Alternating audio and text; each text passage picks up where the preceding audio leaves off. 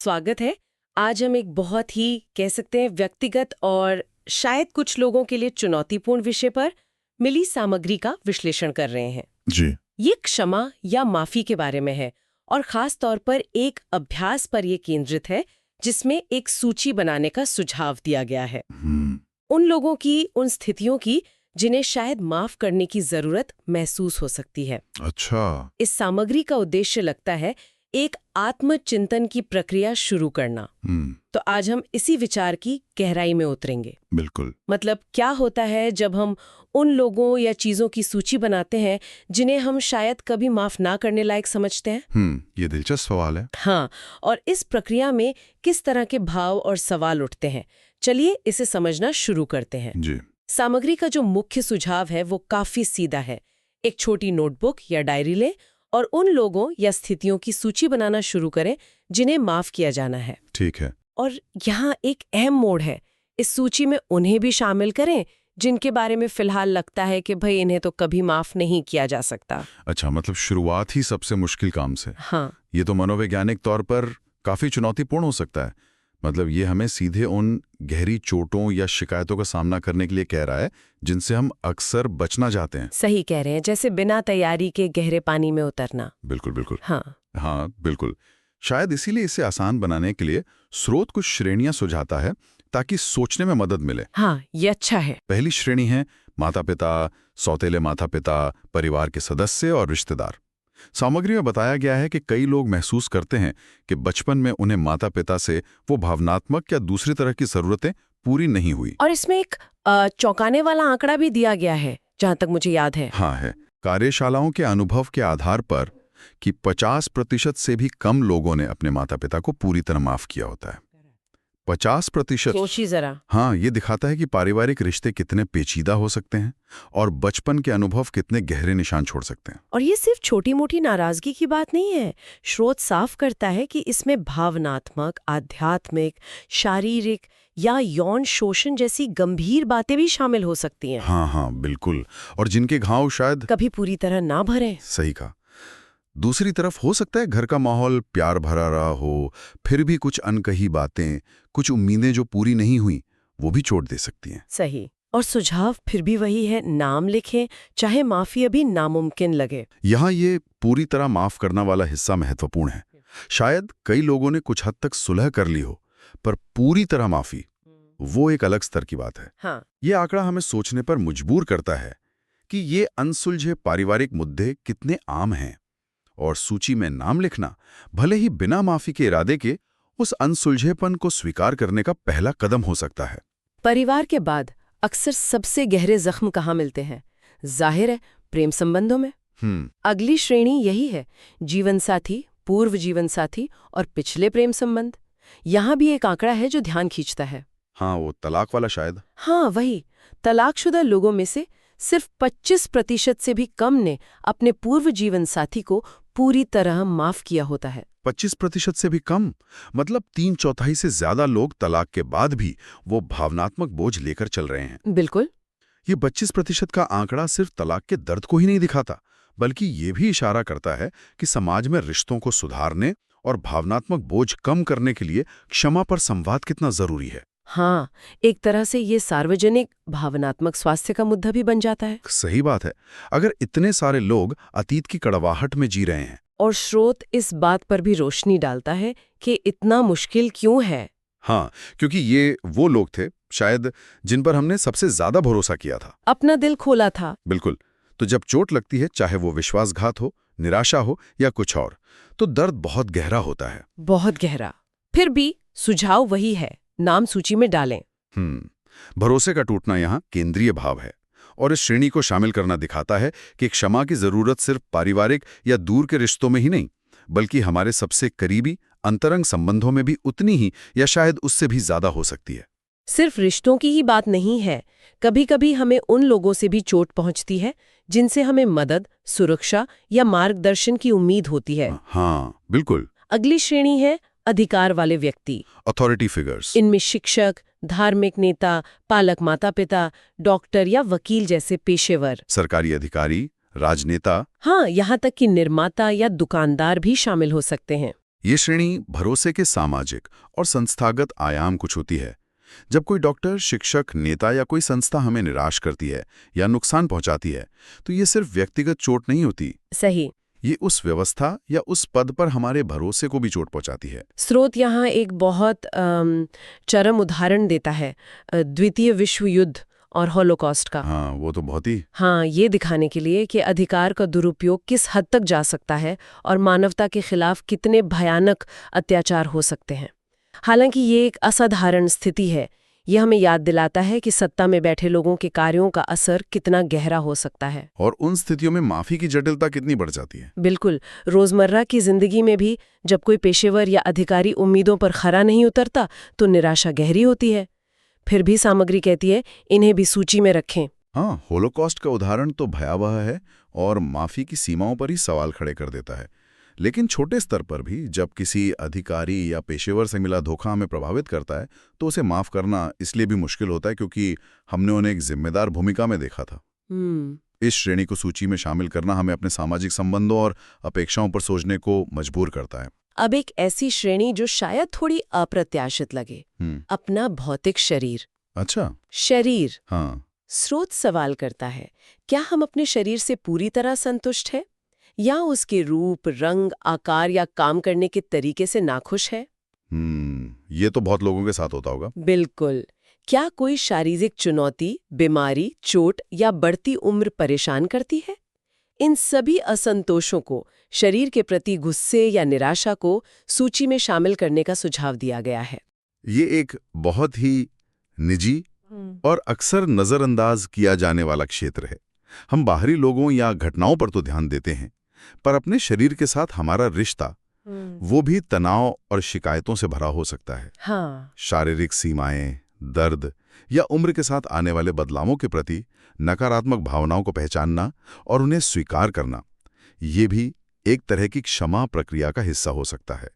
मतलब यहाँ क्षमा अपने ही शरीर के प्रति निर्देशित है। और खुद से जुड़ा एक और पहलू अगली श्रेणी में है, अपने खुद के अतीत या वर्तमान के विचार, भावनाएं और व्यवहार, यानी आत्मालोचना। हाँ, इसमें शामिल है खुद को आंकना, अपनी गलतियों के लिए खुद को दोषी ठहराना, कोई ऐसा व्यवहार जिसे हम बदलना चाहते हैं पर बार बार दोहराते हैं। अतीत में की गई गलतियां जिनसे शायद दूसरों को चोट पहुंची हो, रिश्तों को निभाने में, नौकरी में या किसी लक्ष्य को पाने में कमी महसूस करना, दूसरों के प्रति जरूरत से ज्यादा आलोचनात्मक होना, इन सब को भी सूची में जगह देने को कहा गया है।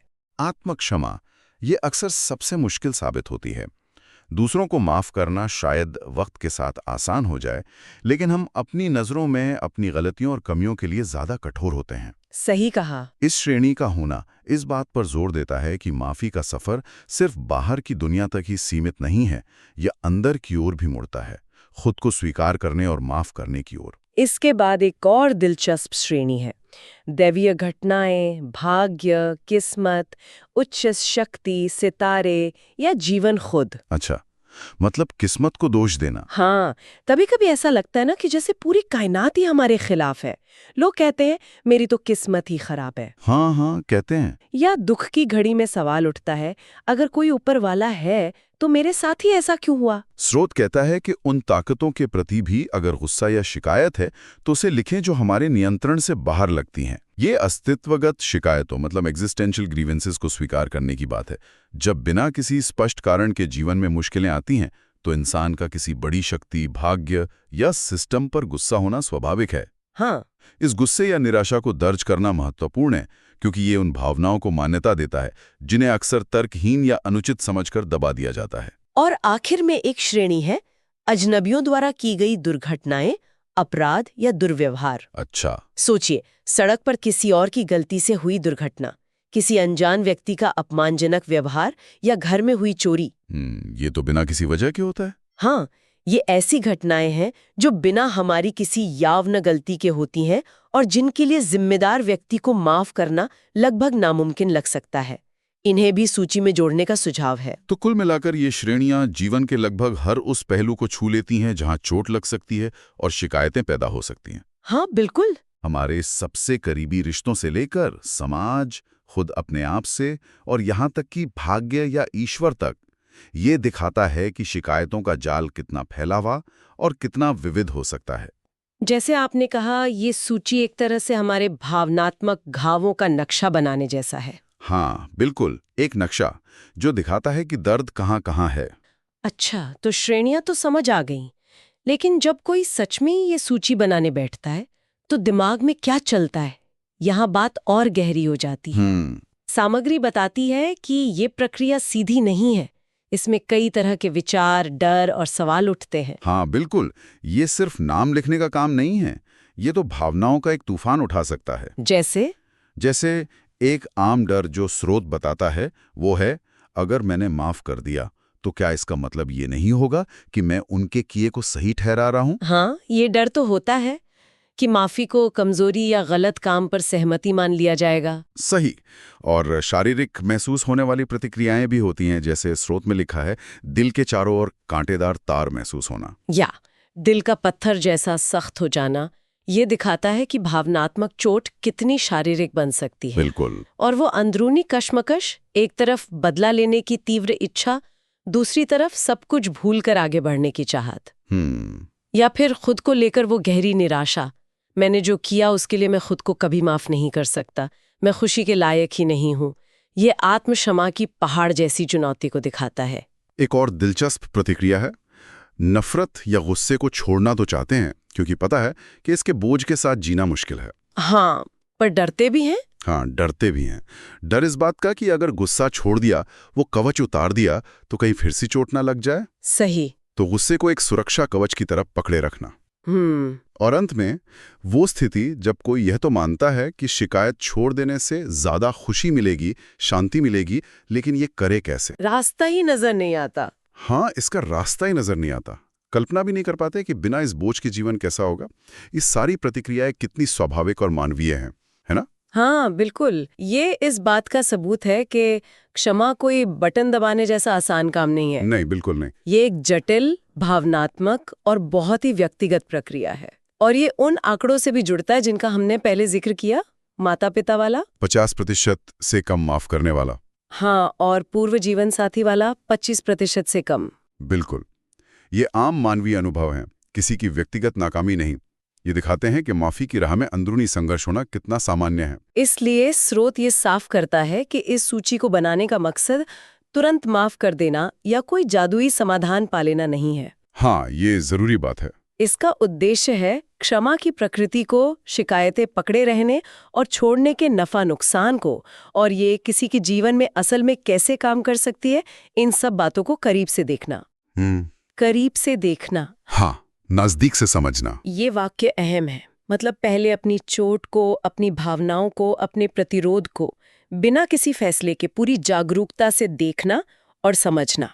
हाँ, बिल्कुल। क्षमा शायद बाद का कदम हो, या शायद उस रूप में कभी ना आए जैसा हम सोचते हैं। पहला कदम अक्सर उस चोट और उससे जुड़ी जटिल भावनाओं की गहरी समझ ही होता है। और सूची बनाना उस समझ की प्रक्रिया को शुरू करने का एक ठोस तरीका है। हाँ, बिल्कुल। यह उन भावनाओं को नाम देने और स्वीकार करने में मदद करता है जिन्हें हम शायद सालों से अनदेखा कर रहे हों। तो इस पूरी चर्चा का सार क्या निकलता है?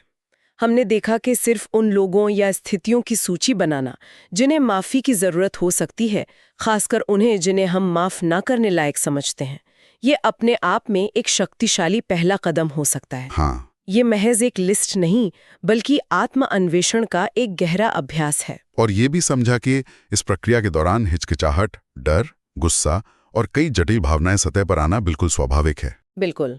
ये भावनाएं असल में संकेत हैं कि हम उन जगहों को छू रहे हैं जहां हमें गहरी चोट लगी है। ये असहज हो सकती हैं, लेकिन ये आत्म जागरूकता और शायद उपचार की दिशा में पहला कदम भी हो सकती हैं। स्रोत के अंत में 2 दिलचस्प विचार भी दिए गए हैं जो क्षमा के गहरे अर्थों की तरफ इशारा करते हैं। हाँ। एक दृष्टिकोण ये है कि क्षमा का अर्थ है हर किसी में उनके व्यवहार के बावजूद ईश्वर का प्रकाश या अच्छाई का अंश देखना।